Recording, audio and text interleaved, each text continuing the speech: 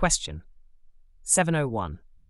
A key vendor has missed 2 intermediate delivery milestones, delaying integration testing. They claim they are working on it, but provide no concrete recovery plan. Your project timeline is now at risk. What should you do? Here's my answer and why. Request a detailed recovery plan with dates, resource commitments, and risk mitigations, and schedule daily or frequent check-ins to ensure accountability. In my opinion, this is the best option because establishes accountability and transparency, switches from passive updates to structured control, helps you assess downstream impact and adjust plans. Better than accepting vague vendor assurances. Vendor delays must be handled with structured recovery planning to regain visibility and enforce accountability. Question 7.2. A vendor repeatedly submits deliverables with poor quality, causing rework for your team. The SLA requires a 95% quality threshold, which they have missed for 2 consecutive cycles. What should you do? Here's my answer and why. Initiate a formal SLA performance review, highlight quality metrics, and request corrective actions with measurable improvements and deadlines. In my opinion, this is the best option because uses contractual obligations to enforce improvement, focuses on measurable corrective actions, protects your team from ongoing rework, better than relying on informal feedback cycles. SLA deviations require formal review and corrective actions to ensure consistent vendor performance. Question 703. The vendor reports that their delay is due to an internal staffing shortage. They request a 2-week extension. Your schedule cannot absorb the delay without impacting downstream teams. What should you do? Here's my answer and why. Request the vendor to propose alternatives, such as adding temporary resources, parallelizing tasks, or partial early deliveries, to avoid full schedule slippage. In my opinion, this is the best option because keeps responsibility with the vendor, seeks creative recovery options, protects your downstream schedule as much as possible. Better than accepting the full extension passively. A capable PM pushes the vendor to explore all recovery opportunities before accepting schedule impact. Question 704. During a steering meeting, stakeholders criticize you for vendor delays and ask why you didn't foresee the risk. You had raised early concerns, but the vendor dismissed them. What should you do? Here's my answer and why. Present documented evidence of earlier warnings, articulate the vendor's responses, outline the updated risk profile, and share the mitigation plan already underway. In my opinion, this is the best option because demonstrates proactive risk tracking, maintains transparency with governance, reinforces your credibility and accountability. Better than becoming defensive or blaming the vendor aggressively.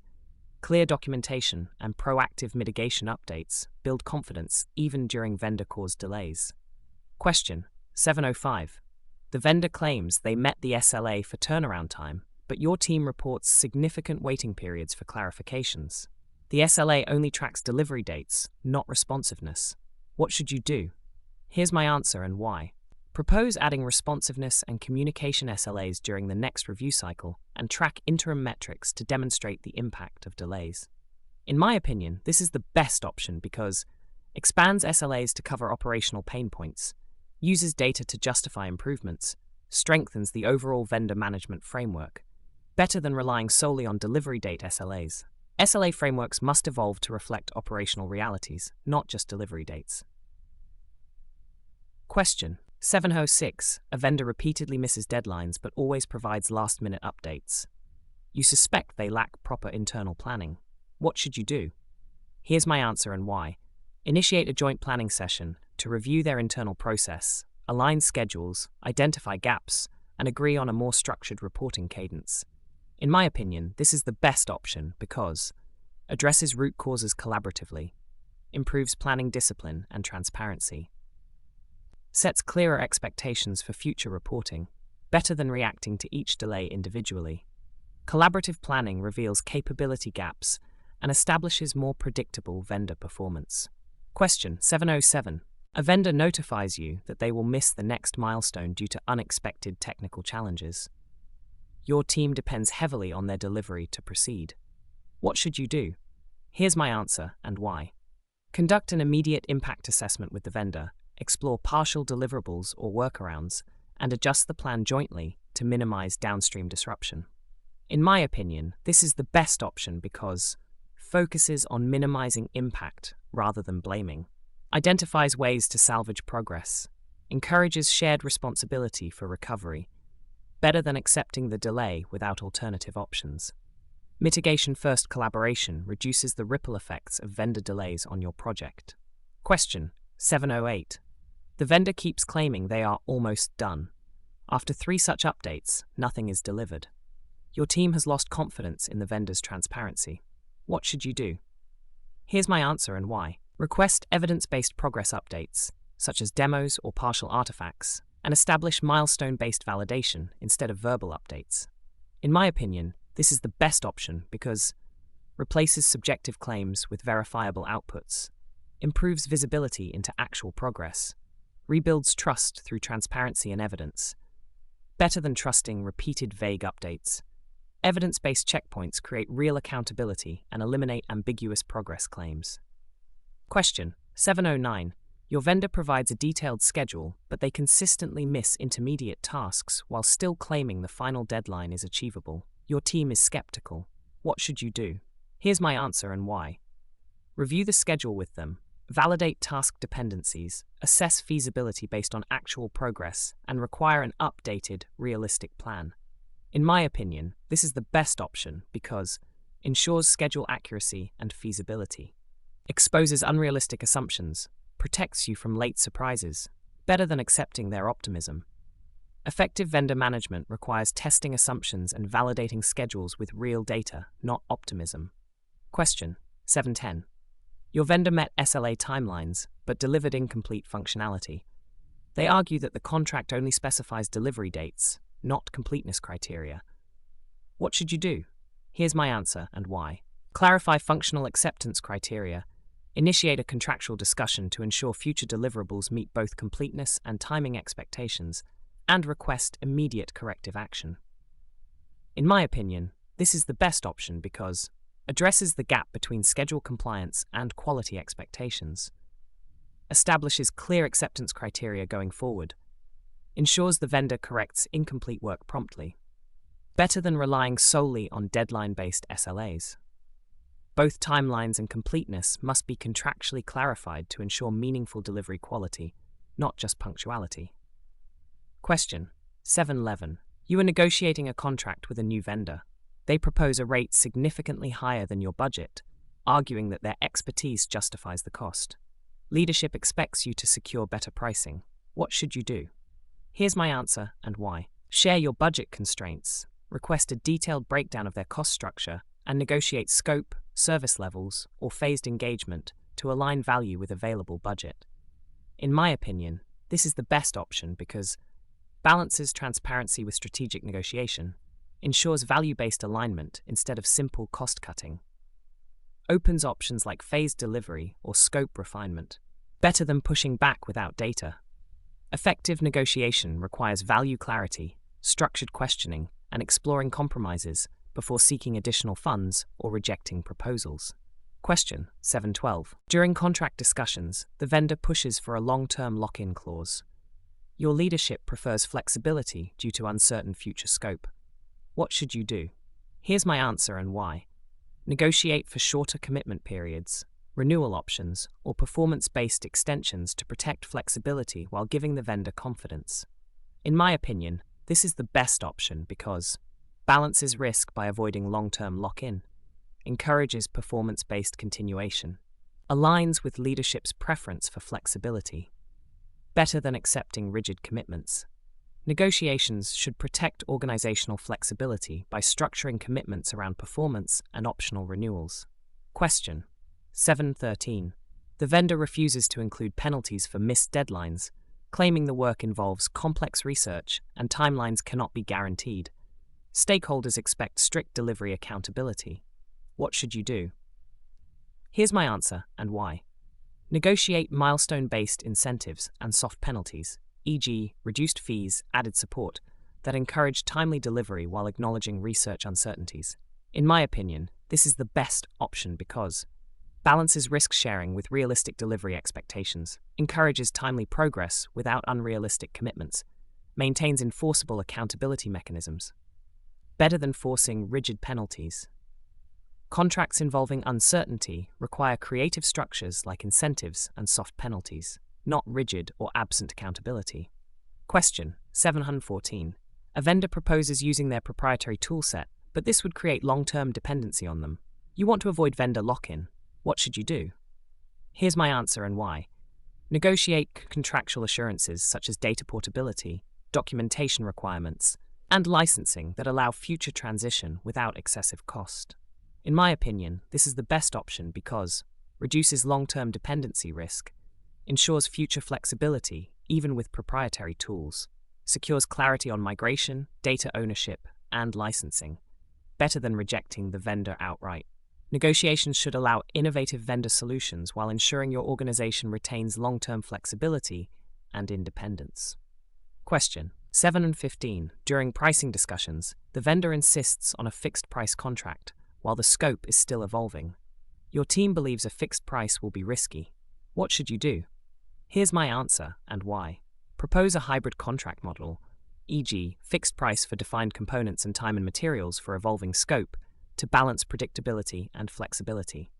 In my opinion, this is the best option because aligns contract structure with scope maturity, reduces cost risk while allowing agile adaptation, encourages collaborative refinement of scope, better than forcing one rigid model. Hybrid models fit evolving projects by sharing risk while maintaining needed flexibility. Question 716. The vendor requests payment terms heavily front-loaded with 60% due at contract signing. Finance opposes this due to risk exposure. What should you do? Here's my answer and why. Negotiate milestone-based payments tied to verifiable deliverables, balancing vendor cash flow needs with organizational risk mitigation. In my opinion, this is the best option because protects your organization from paying before value is delivered, provides the vendor consistent payment triggers, aligns money flow with measurable progress, better than agreeing to risky front-loading growing. Payment terms must align with delivery progress to safeguard organizational finances while supporting vendor cash flow. Question 717. The vendor refuses to include a clause guaranteeing intellectual property, IP ownership of delivered work. Legal requires IP transfer. What should you do? Here's my answer and why. Discuss the vendor's concerns, clarify legal requirements, and negotiate IP ownership for final deliverables while exploring licensing or retention of generic components. In my opinion, this is the best option because separates project-specific IP from vendors' reusable assets, ensures contractual compliance and ownership rights, addresses vendor concerns without compromising legal needs, better than forcing a rigid IP claim. Contracting must ensure IP clarity while balancing vendor concerns through licensing or component differentiation. Question 718. Your vendor insists on using their standard contract template, which lacks certain compliance clauses mandatory for your company. They say modifying their template is too time-consuming. What should you do? Here's my answer and why. Explain the mandatory compliance requirements, propose a redlined version addressing only essential adjustments, and collaborate with their legal team to accelerate review. In my opinion, this is the best option because balances compliance needs with vendor concerns, focuses changes on critical clauses only, shows willingness to collaborate toward a faster process, better than pushing your template without compromise. Success in contract negotiation lies in balancing legal compliance with collaborative, minimal change approaches. Question 719. Late in negotiations, the vendor introduces an unexpected surcharge for administrative overhead, which was never discussed before. Your finance team rejects this addition. What should you do? Here's my answer and why. Request justification and cost breakdown for the surcharge, challenge its necessity, and negotiate removal or incorporation into existing pricing without unexpected add-ons. In my opinion, this is the best option because ensures pricing transparency, prevents hidden costs from creeping into the contract, protects budget integrity, better than accepting unexplained charges. Contracts must have transparent cost structures. Hidden or sudden charges should always be clarified and negotiated. Question 720. The vendor agrees to your pricing and delivery terms, but refuses to commit to a specific support model after go-live. The support structure is essential for long-term success. What should you do? Here's my answer and why. Negotiate a clearly defined support model, response times, escalation paths, coverage hours, and responsibilities as a mandatory condition for contract finalization. In my opinion, this is the best option because ensures operational continuity after delivery, prevents post-go-live ambiguity and risk, establishes measurable support expectations. Better than proceeding with unclear responsibilities. Support structures must be contractually defined to ensure accountability and predictable service after implementation. Question 721. A vendor delivers a module that technically meets the documented requirements but fails usability checks and causes confusion for end users. The vendor insists the work is completed. What should you do? Here's my answer and why. Review the usability findings with the vendor, clarify the acceptance criteria, and require rework aligned with user experience expectations documented in the project standards. In my opinion, this is the best option because ensures completeness beyond minimal requirement compliance, reinforces acceptance criteria and quality standards, prevents poor user adoption and rework later. Better than accepting technically correct but low-quality deliverables. Quality includes usability, not just functional compliance. PMs must enforce standards early to avoid long-term adoption issues. Question 722. The vendor's deliverables consistently fail initial quality checks requiring multiple review cycles. This is slowing down your team. What should you do? Here's my answer and why. Hold a quality review session with the vendor to analyze defect patterns, define improvement actions, and establish stricter pre-submission quality gates. In my opinion, this is the best option because tackles root causes instead of fixing individual defects, creates accountability for upstream quality control, reduces review iterations and wasted effort, better than continuing reactive defect reviews. Improving vendor quality requires structured collaboration, upstream controls, and pattern analysis, not just increased internal testing. Question 723. Your vendor delivered a component that technically works, but performs poorly under load testing. They argue performance testing was not part of the contract.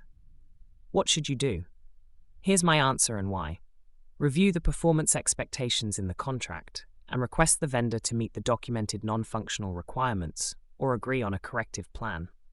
In my opinion, this is the best option because reinforces that performance is a key quality aspect, holds vendor accountable for non-functional requirements, prevents downstream failures in production, better than ignoring performance gaps. Non-functional performance is central to product quality. Vendors must meet performance standards, not just functional completeness. Question 724. The vendor pushes back on defect fixes, claiming many defects are cosmetic and low priority. However, business users consider them critical to usability. What should you do? Here's my answer and why. Facilitate a joint triage meeting with business users and the vendor to align severity definitions and agree on which defects must be resolved before acceptance. In my opinion, this is the best option because ensures transparency and shared understanding, builds consensus on severity and priority, prevents disagreements during acceptance. Better than accepting the vendor's classification alone. Defect triage must incorporate user perspective while aligning with objective quality criteria through structured meetings. Question 725. The vendor claims they cannot reproduce certain defects reported by your team. Your team insists the issues are real and frequent. What should you do? Here's my answer and why. Facilitate joint debugging sessions, provide logs or recordings, and help the vendor replicate the exact environment where defects occur. In my opinion, this is the best option because reduces ambiguity through shared investigation, enables accurate diagnosis of environment-specific issues, prevents cannot reproduce stalemates, better than exchanging defect reports endlessly.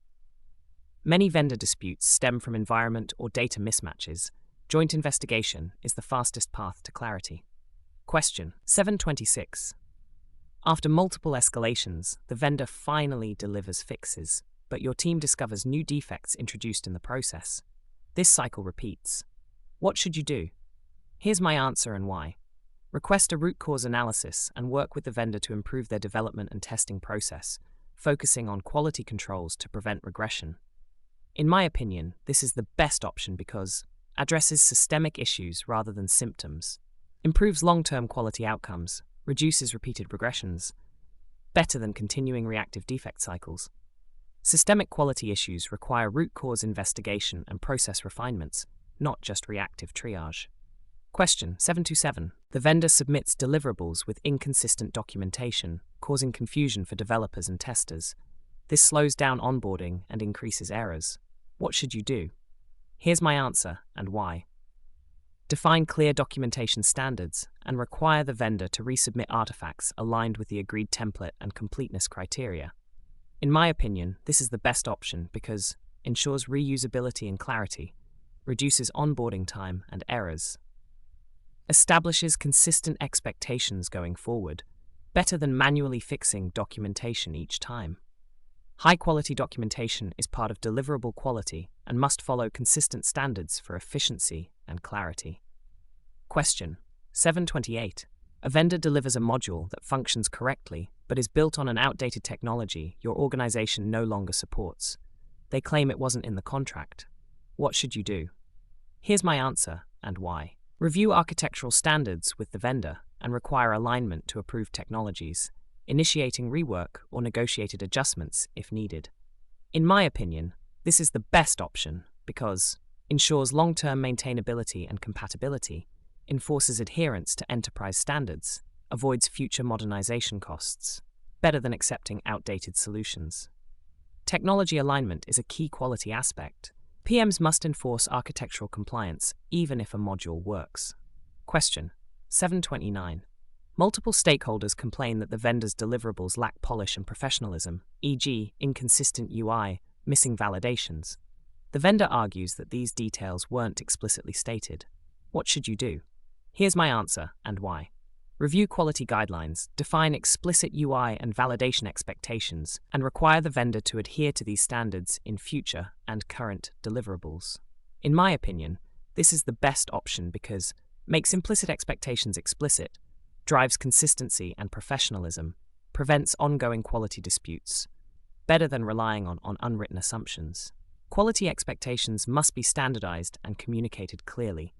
Professionalism is not optional. Question 730. The vendor claims they passed their internal QA, but defects continue appearing on your side. You suspect their QA process is insufficient. What should you do? Here's my answer and why. Request visibility into their QA process, suggest improvements or aligned test cases, and establish joint QA checkpoints before formal submission. In my opinion, this is the best option because improves upstream quality, aligns both sides on testing expectations, reduces defect leakage, better than accepting poor QA blindly. Quality gaps require transparency and alignment of QA practices. Joint checkpoints improve reliability. Question 731. The vendor submits an invoice charging for 120 hours of development work, but your internal time tracking shows only 90 hours were consumed. The vendor insists their billing is accurate. What should you do? Here's my answer and why. Request detailed timesheets and cross-validate them with internal logs, then discuss discrepancies with the vendor and align on the correct billable hours before approving payment. In my opinion, this is the best option because uses evidence and documentation to resolve disputes, maintains fairness and prevents overpayment, encourages transparent billing practices, better than paying or rejecting without investigation. Billing disputes require data-driven review and calm reconciliation. A PM's responsibility is to validate charges before approving payment. Question 732. The vendor invoice includes charges for work you never authorized. They say the work was necessary to keep the project moving. Your leadership is questioning your oversight. What should you do? Here's my answer and why. Clarify that unapproved work cannot be billed, request justification, and reinforce the formal change approval process before evaluating whether any work may be retroactively authorized. In my opinion, this is the best option because reinforces governance and approval processes, prevents future unauthorized work, protects project budget from uncontrolled charges, better than blindly rejecting or accepting the invoice. Unauthorized work is a governance issue. PMs must set boundaries while still investigating what happened. Question 733. A vendor disputes a payment deduction you made for missed SLA performance. They argue the impact was minimal and not worth penalizing. What should you do? Here's my answer and why. Review the SLA terms with the vendor, explain the rationale behind the deduction, and use data to demonstrate performance deviation and impact. In my opinion, this is the best option because reinforces contractual accountability, keeps discussion objective and evidence-based, builds trust through transparent communication, better than debating based on opinions. SLA-related disputes must be resolved through objective data and clear reference to contract terms, not subjective arguments. Question 734. Your vendor claims they cannot proceed with the next phase until an outstanding invoice is paid. Finance is still reviewing the invoice due to inconsistencies. What should you do? Here's my answer and why. Work with finance to expedite clarification of discrepancies, keep the vendor informed of progress, and ensure they understand payment will follow proper validation. In my opinion, this is the best option because balances internal governance with external relationship management, prevents work stoppage while following financial controls, maintains transparency across parties. Better than pressuring finance or giving in prematurely, PMs must bridge communication and expedite resolution while respecting internal financial processes and vendor expectations. Question 735. A vendor submits an invoice early before completing key deliverables. They request partial payment due to cash flow issues. What should you do? Here's my answer and why. Review the contract payment terms, explain the milestone-based model, and offer to accelerate acceptance of completed components if they provide evidence of progress.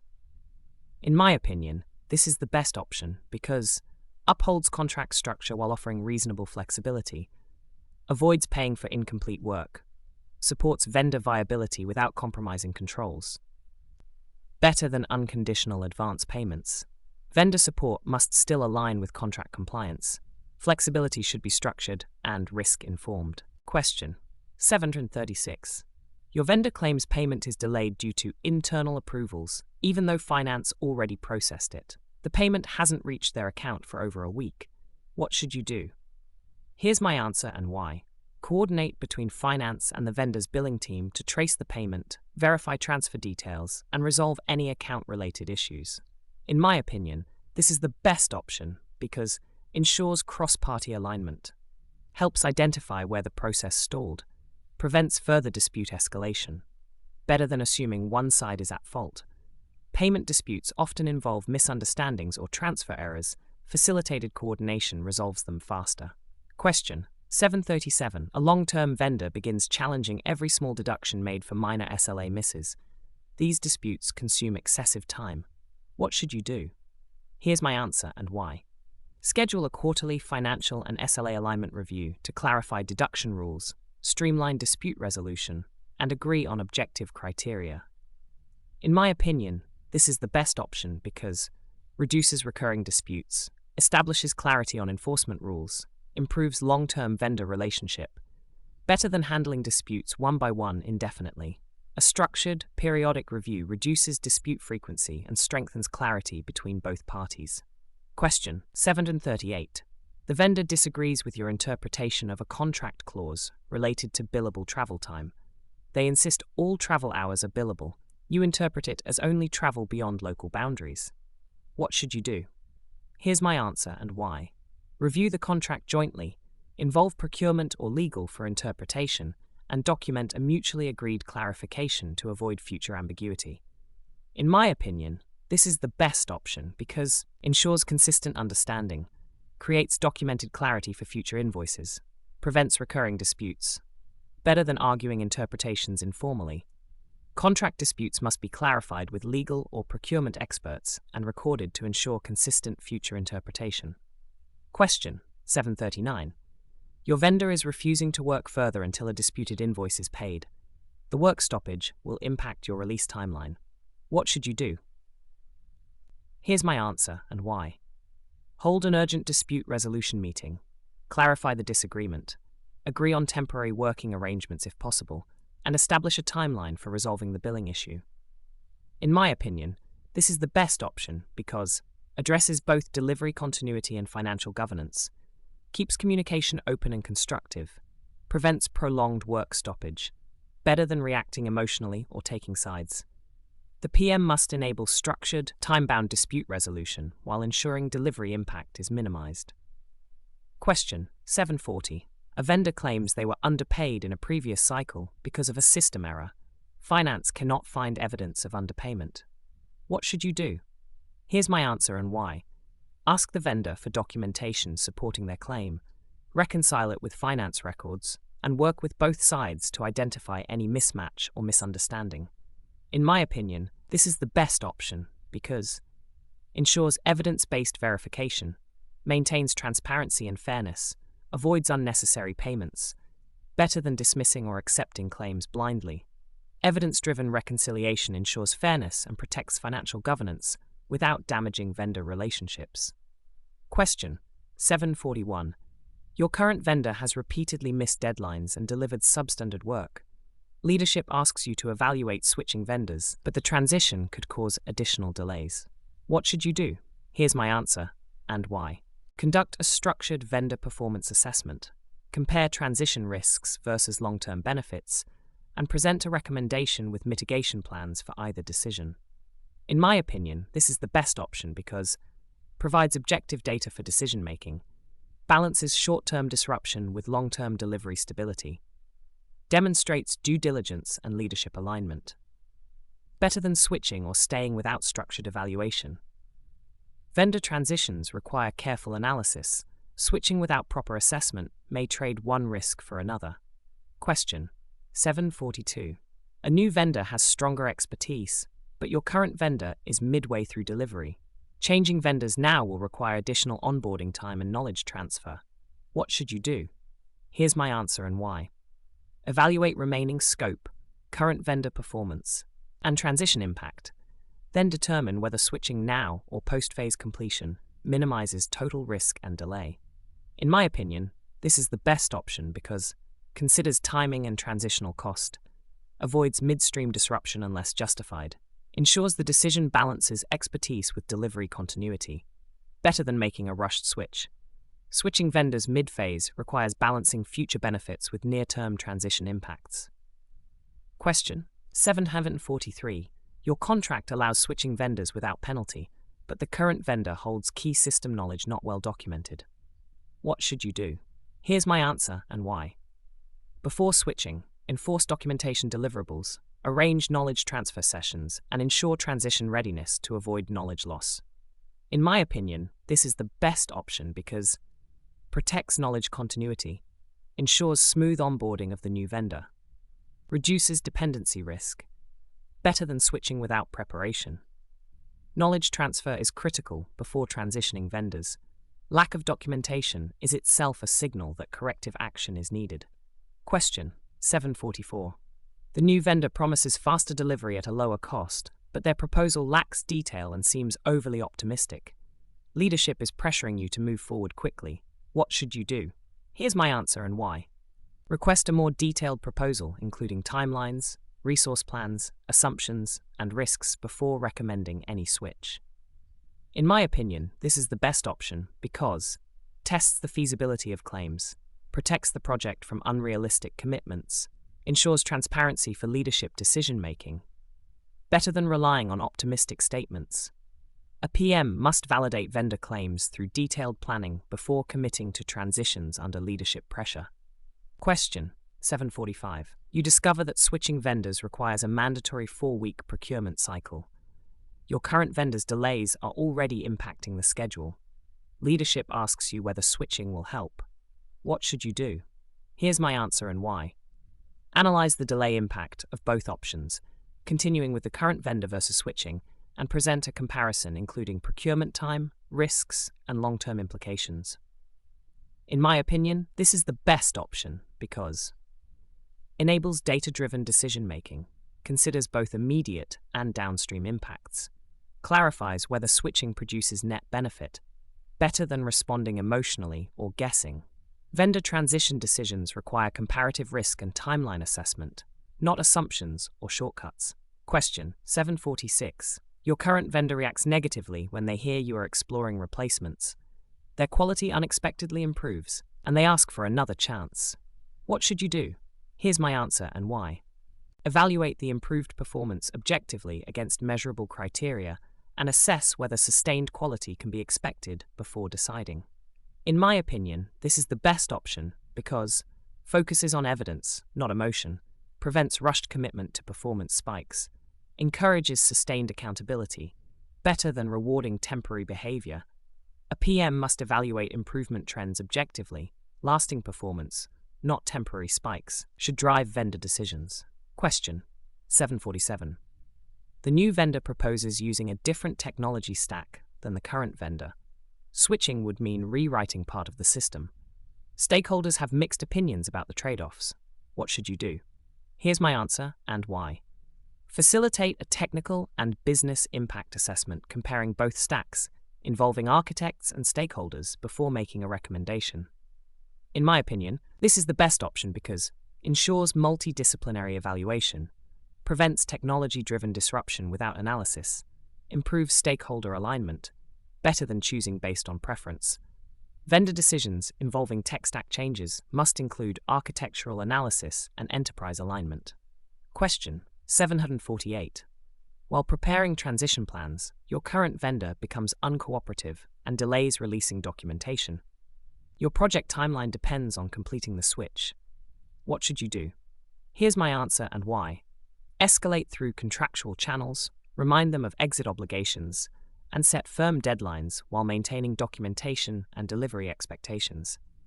In my opinion, this is the best option because enforces contract obligations, prevents sabotage or intentional delays, maintains control over the transition timeline, better than negotiating passively.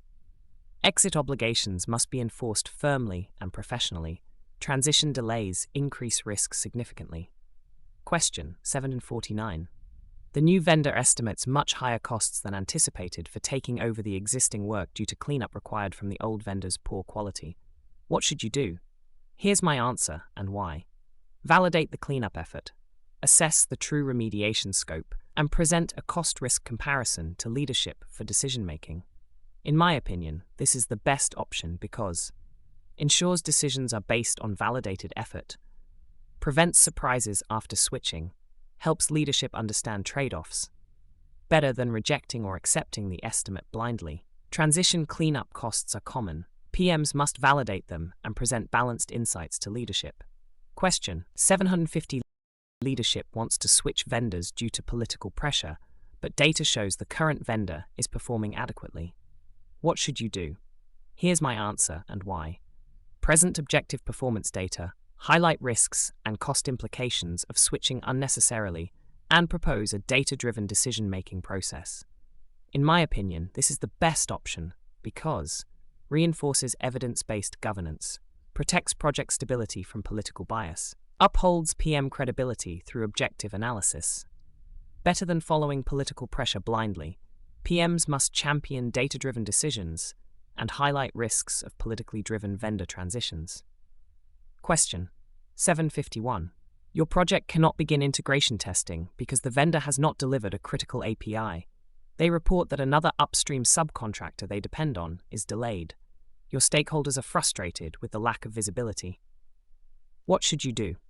Here's my answer and why. Facilitate a dependency review with all involved parties, request a clear recovery plan from the vendor, and establish interim checkpoints to track upstream progress. In my opinion, this is the best option because brings transparency to multi-layer dependencies, ensures upstream delays are formally addressed, reduces uncertainty through structured tracking, better than waiting passively for updates. Dependency management requires structured multi-party alignment, not isolated communication with the vendor. Question 752. The vendor must provide a data migration script before your internal team can continue their work. The vendor frequently revises timelines but gives vague explanations. What should you do? Here's my answer and why. Request a detailed dependency-based timeline, including tasks, risks, and assumptions, and align on checkpoints to validate progress. In my opinion, this is the best option because increases transparency around causes of delays, helps identify dependency-related risks early, improves planning accuracy, better than accepting vague timelines. Clear, structured timelines help surface hidden dependencies and prevent repeated date slippage. Question 753. Your vendor cannot deliver a component because they are waiting for hardware procurement from another supplier. This could delay your release. Leadership wants to understand the actual risk. What should you do? Here's my answer and why. Map the dependency chain. Quantify the impact of procurement delays on your schedule and provide a risk assessment with mitigation options. In my opinion, this is the best option because it gives leadership clarity backed by data, allows evaluation of alternative actions, highlights critical path dependencies, better than providing high-level estimates. Dependency mapping is key to explaining and mitigating upstream vendor risks. Question 754. Two vendors depend on each other's outputs but are blaming each other for delays. Work is stalled. What should you do? Here's my answer and why. Facilitate a joint meeting to clarify interfaces, responsibilities, and timelines, and document agreed-upon ownership to prevent further finger-pointing. In my opinion, this is the best option because it enables shared accountability, resolves ambiguity in responsibilities, restarts progress through structured alignment. Better than addressing each vendor separately. Cross-vendor dependencies must be managed through coordinated alignment, not isolated conversations or blame. Question 755. During planning, the vendor underestimates the lead time required for third-party certification, which pushes their timeline beyond what your project allows. What should you do? Here's my answer and why.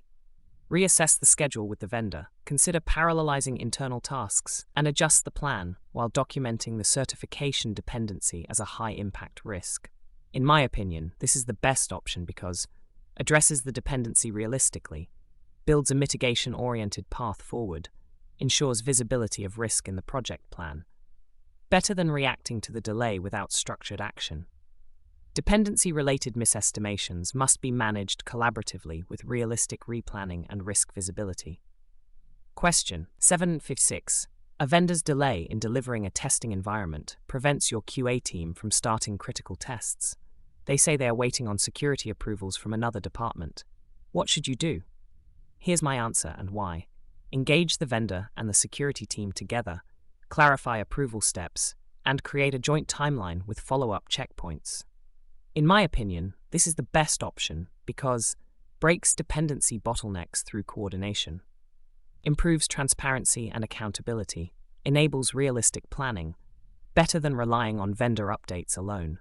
Multi-party dependencies require active orchestration, not isolated communication or pressure. Question 757. Your vendor depends on data from a third-party provider who keeps delaying. The vendor insists that your project timeline must be pushed out. What should you do? Here's my answer and why. Work with both the vendor and the third-party provider to explore interim datasets, alternative sources, or phased delivery options that reduce overall project impact. In my opinion, this is the best option because it seeks creative mitigation rather than accepting delay, encourages joint problem-solving, reduces dependency-driven bottlenecks, better than simply extending the timeline. Dependency delays require collaborative mitigation strategies, not passive acceptance. Question 758. Your vendor is waiting for API specifications from another internal team that is notoriously slow. The vendor warns that unless they receive the specs soon, they cannot meet your milestone. What should you do? Here's my answer and why. Facilitate a joint working session between the vendor and the internal team to clarify requirements, unblock dependencies, and agree on delivery timelines. In my opinion, this is the best option because it breaks internal vendor communication barriers, improves clarity and reduces waiting time, aligns all parties on realistic expectations, better than relying on asynchronous updates. Cross-team alignment is essential in dependency-heavy environments. PMs must facilitate communication. Question 759. A vendor cannot start work until they receive a license file from a third-party tool provider. The license provider requires several forms completed by your internal procurement team, who are overloaded. What should you do? Here's my answer and why. Coordinate with procurement to prioritize necessary forms, provide required details promptly, and keep both procurement and vendor updated on timelines. In my opinion, this is the best option because it manages internal-external dependencies proactively, minimizes bottleneck delays, ensures vendor readiness, aligns with project needs, better than waiting for procurement to process forms on their own schedule. Internal-external dependency management requires coordination, visibility, and proactive queue management. Question 760. Your vendor depends on an outdated API from another external provider. The provider plans to retire the API within months. The vendor warns that continuing with the current approach creates long-term risks. What should you do? Here's my answer and why. Initiate a transition plan to migrate away from the retiring API, assess impacts with the vendor, and update timelines and architecture accordingly. In my opinion, this is the best option because addresses future risk proactively, prevents reliance on deprecated technology, ensures long-term solution stability. Better than postponing the inevitable, vendor dependency risks must be addressed proactively through future-proof technical planning. Question 761. You are managing a project involving 3 vendors responsible for different components of an integration platform. Each vendor claims their part is ready, but integration testing keeps failing, and they blame each other. What should you do? Here's my answer and why. Organize a joint technical war room session with all vendors. Define clear interface expectations, identify failure points collaboratively, and assign ownership for resolutions. In my opinion, this is the best option because creates shared accountability and reduces blame, provides real-time clarification of integration gaps, enables faster identification of the technical root cause, better than handling each vendor separately. Multi-vendor integration requires collective sessions to clarify interfaces, reduce blame, and identify technical dependencies in real time. Question 762. Vendor A cannot proceed because Vendor B has not delivered required test data. Vendor B claims Vendor A did not specify the data format. Work is halted. What should you do? Here's my answer and why. Facilitate a requirement clarification meeting where both vendors agree on exact data formats, delivery dates, and validation steps, and document the alignment. In my opinion, this is the best option because removes ambiguity through direct alignment, defines ownership and expectations clearly, restarts blocked work. Better than escalating without clarity. PMs must orchestrate alignment between vendors to remove ambiguity and restart progress. Question 763. You have 3 vendors working in parallel, but their schedules are not aligned. One vendor completes work early and remains idle, waiting for another vendor's dependency. Stakeholders question why there is wasted time. What should you do? Here's my answer and why. Align all vendor schedules in a joint planning session, map dependencies, and create an integrated timeline that minimizes idle gaps. In my opinion, this is the best option because eliminates schedule silos, reduces idle time and optimizes flow, creates shared visibility across vendors. Better than managing schedules independently. Coordinated planning prevents mismatched vendor timelines and reduces wasted capacity. Question 764. During a steering meeting, one vendor accuses another of withholding information needed for integration. The situation becomes tense and unproductive. What should you do? Here's my answer and why. Intervene to de-escalate, redirect focus to facts, and establish a structured information sharing protocol across vendors. In my opinion, this is the best option because stabilizes the meeting and restores professionalism, ensures transparency through defined channels, prevents future conflicts, better than letting conflict escalate. Effective PMs diffuse conflict quickly and replace emotional debate with transparent processes. Question 765. A critical vendor is located in a different time zone, making coordination with the other vendors difficult. Meetings often happen without them, causing gaps in alignment. What should you do? Here's my answer and why. Establish a shared meeting cadence that accommodates all vendors and implement asynchronous communication mechanisms for items requiring follow-up. In my opinion, this is the best option because ensures equal involvement across all vendors, reduces miscommunication caused by time zone gaps, strengthens collective alignment, better than expecting vendors to adjust individually. Multi-vendor delivery requires inclusive communication structures that bridge geographic constraints. Question 766. Vendors disagree on the ownership of a shared API. Each claims the other is responsible for updating and maintaining it. What should you do? Here's my answer and why. Review the contracts and technical design. clarify ownership with all vendors in a joint session, and update documentation to remove ambiguity going forward. In my opinion, this is the best option because uses formal documentation to resolve disputes, ensures clarity for future work, restores accountability, better than letting ownership remain unclear.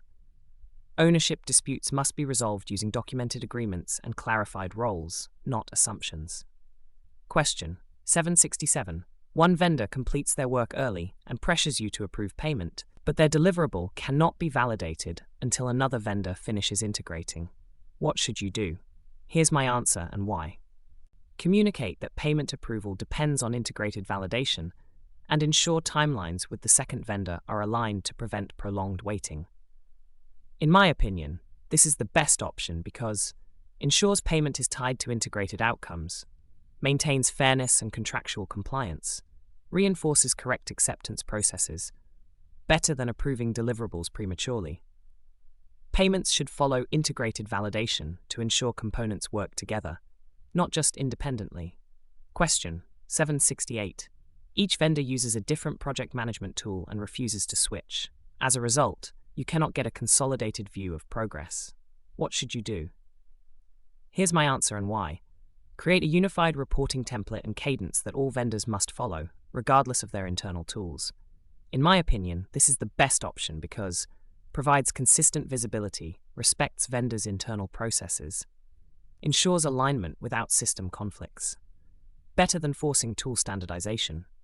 A unified reporting framework enables multi-vendor coordination without forcing tool conformity. Question 769. During integration, one vendor keeps raising change requests that impact another vendor's scope. The second vendor claims these changes were not part of their contract. What should you do? Here's my answer and why. Review both contracts, clarify scope boundaries, and facilitate a joint impact assessment before approving or rejecting the change request. In my opinion, this is the best option because ensures contractual fairness, clarifies cross-vendor responsibilities, prevents scope creep or unfair workload, better than approving changes blindly.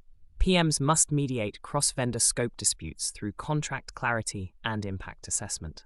Question 770. You observe that vendors avoid sharing issues early because they fear being blamed by others.